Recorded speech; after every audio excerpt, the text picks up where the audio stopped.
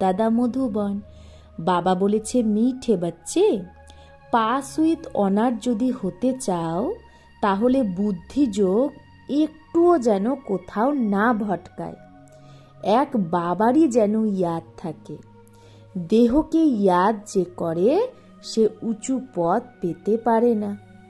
তাহলে বাবা কি বলল? পাস উইথ অনার হতে গেলে বুদ্ধিযোগ যেন একটুও কোথাও না ভটকায়, এক বাবারই যেন ইয়াদ থাকে। দেহকে ইয়াদ যে করে সে উঁচু পদ পেতে পারে না। প্রশ্ন, সব থেকে উঁচু মঞ্জিল কি? সব থেকে উঁচু লক্ষ্য কোনটা?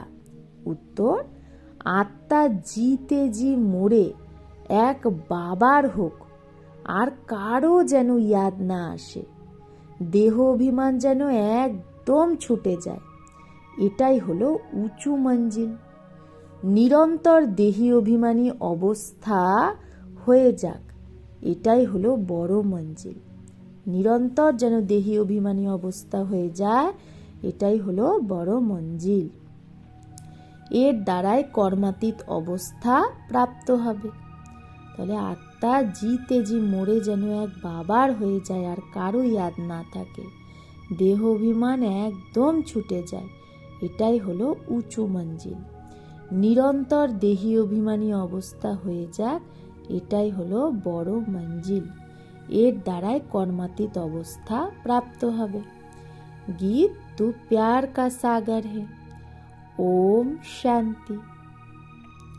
এখন এই গীতটাও রং, प्यार के बदले होना चाहिए ज्ञान का सागर। বাবা বলছে, তু প্যার কা সাগর, এর বদলে কি হওয়া উচিত? জ্ঞান কা সাগর।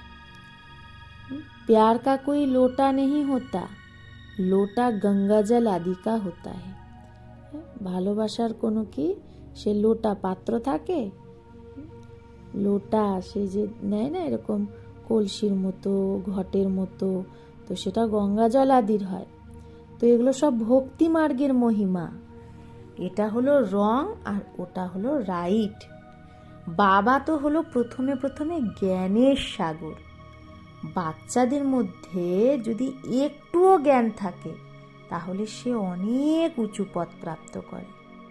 বাচ্চারা জানে যে এই সময় এখন আমরা বরাবর চৈতন্য দেলবাড়া মন্দিরের ভাতি, না, আমরাই তো চৈতন্য দেলবাড়া মন্দিরে বসে আছি।